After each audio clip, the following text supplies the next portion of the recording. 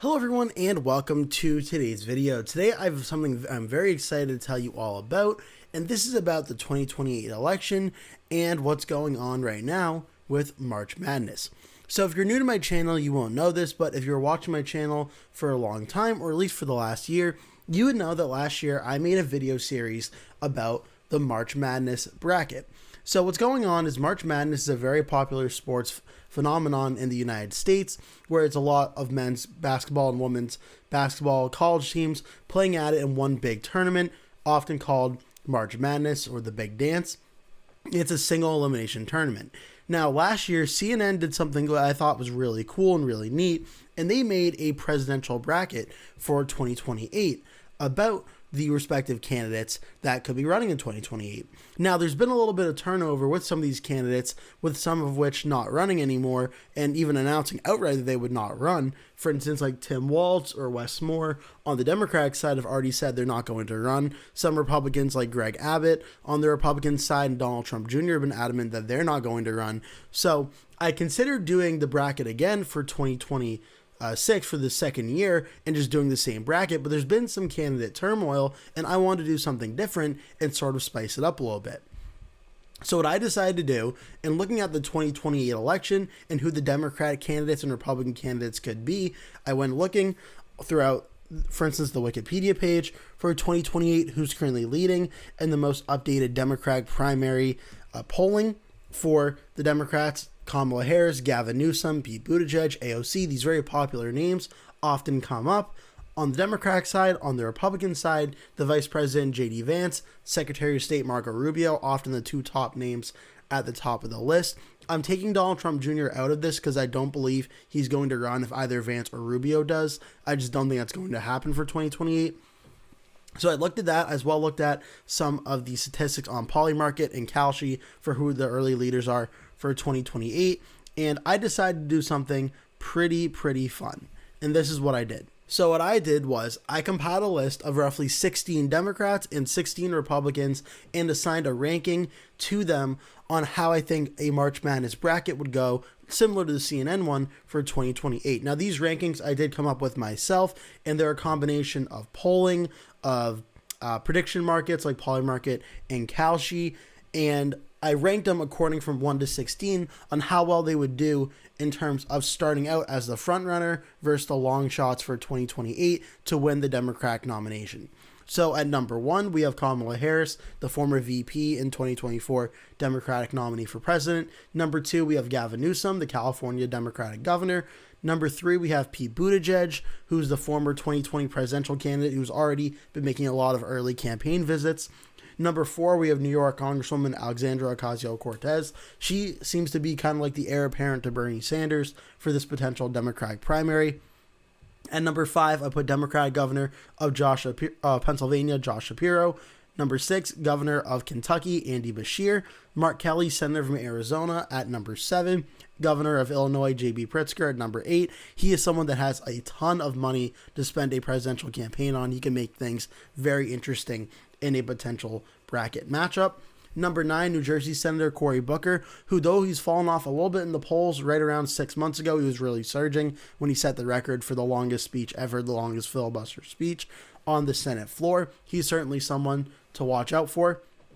Rising star on the Democratic side, Senator of Georgia, Jon Ossoff. He's up for re-election in 2026, but he's looking pretty good in that endeavor right now, and that could potentially boost him for a 2028 type of run. Arizona Senator Ruben Gallego, who just defeated Carrie Lake in 2024 to win that seat. Governor of Michigan, Gretchen Whitmer. She's a long time considered a 2028 possible candidate for president and maybe vice president as well. She also has taken more of a friendlier tone to dealing with President Trump than several of the Democrats on this list. That could make for an interesting primary matchup as well. Former Obama, I believe it was Chief of Staff Rahm Emanuel of Illinois. He's number 13. U.S. Congressman from California, Ro Khanna, at number 14. He's been campaigning and making his voice known on social media a lot in the last year or so and being a very vocal President Trump critic. He starts at number 14. U.S. Senator Chris Murphy of Connecticut has expressed some interest. He comes in at 15. And in 16th place, I have the Democratic governor of Hawaii, Josh Green, who has expressed interest in potentially running for 2028. So these are the 16 names I've come up with for the Democrats. There's certainly going to be a lot of Democrats that I left off this list that certainly could be considered. I'm sure you're going to have some comments as well about Democrats you would like to see on this list that you would support. In terms of some of the leftover names for the Democrats, I did have quite a few that I ultimately did leave off. Chief among them being Elizabeth Warren, the Massachusetts senator, who was a very strong Democratic finisher in 2020. Though when I did my research on this, I've not seen anything of her indicating a possible 2028 presidential run. If she did, I actually think she would start out pretty highly towards the top of the list, but I've not heard anything as of yet. John Fetterman, the senator from Pennsylvania, has been really getting a lot of blowback from his party for voting with the Republicans and President Trump too much. So it's possible he runs for 2028, but at this current point in time, I think since he has a very high disapproval rating within his own party, I ultimately don't think that he would do so. Comedian and Democrat Jon Stewart is someone that's been getting a lot of social media buzz, but when asked about it, usually he's rebuked it. And I think it kind of goes down the similar mold of Stephen A. Smith, where it may be very popular to talk about, but when it comes to does he actually run, ultimately I don't think that he ends up doing so. The former governor of Phil Murphy has expressed possible interest in running. Amy Klobuchar, the Minnesota senator who's running for governor of Minnesota now, she's a potential 2028 candidate. She ran strongly in 2020 as well as someone that could potentially run. Georgia Senator Raphael Warnock, along with Ossoff, both of them got elected in 2020. He won re-election in 2022 against Herschel Walker by around 3 points. He's someone Democrats could certainly look to try and run, especially if they want to try and flip Georgia in 2028. He could be a very strong candidate as well. Wes Moore hurt to leave off this list because he is someone that I think if he decided to run for president, he would certainly jump to the top of the list. But he is someone that has said time and time and time again, he's not running for president in 2028. He's focused on running for governor of Maryland in 2026. He screams vice presidential material to me. And if he does not run for president in 28, which he said he won't, he could definitely be someone that's on that list for vice president. And lastly, Jasmine Crockett, the U.S. representative who just narrowly lost the Senate primary in Texas, James Talarico, has expressed some interest in running for president maybe in 2028 and leaving all options open. Obviously, we'll wait and see if she actually does, but she could potentially be someone to run as well. So those are all the Democrats that I came up with. The Republicans had a little bit of an easier time with coming up with the top names, but then a little bit harder time on the bottom names because there aren't really too many Republicans compared to the Democrats that have so far expressed interest. Number one chief among them, though, is the Vice President of the United States, J.D. Vance. Almost seems like he's the locked-in, assured favorite to be the Republican nominee up until a few months ago when Marco Rubio, Secretary of State, who now comes in at number two, has certainly been surging in the polls and odds of potentially running for President of the United States. If J.D. Vance doesn't, he has a very good chance at potentially being the nominee. It's also worth noting a new poll came out of New Hampshire just yesterday as the time I'm recording this, and Rubio surged another 10 points in those polls. So there's certainly some momentum on the Republican side for a potential Marco Rubio matchup. Number three, Ron DeSantis, governor of Florida, just did an interview with Fox's Sean Hannity a few days ago where he said he would leave the door open for a 2028 bid. He also finished in the top three for 2024 against President Trump and Nikki Haley. I would start him out as number three. Nikki Haley coming in at number four, the runner-up to President Trump in 2024. I think she could look at a potential another run in 2028 in the post-Donald Trump Republican Party. Robert F. Kennedy Jr. ran for president as an independent briefly in 2024 before ultimately endorsing President Trump and working with him. Now working in Trump's administration, he is someone that could look to capitalize on the Trump years and the Make America Healthy movement that he is doing and try and maybe turn that into a Republican presidential run. Vivek Ramaswamy, who did run for president in 2024 and is a large reason why I'm putting him on this list, is running for governor of Ohio in a race that is very, very close. The polling shows him right around tied, if not trailing, depending on what you're looking at. So he's in for a tough race in Ohio, but if he's able to win that race and potentially even overachieve what the polls are saying, he could maybe try and use that and transition that into a possible Republican run. Ted Cruz, senator of Texas, he's someone that almost always seems to get reelected by a smaller margin than a lot of other candidates probably would, but he did run for president in 2016, was the runner-up to Donald Trump in all respects, and he is someone that I think once you've run for president once, that idea of running again certainly is still there. He's someone that could look to run again, that I wouldn't expect him to do as strongly as he did in 2016.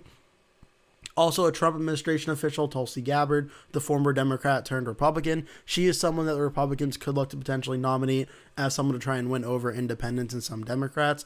But her problem will probably be trying to get through the Republican primary, would be her hardest challenge. But she's someone I think Republicans could look at.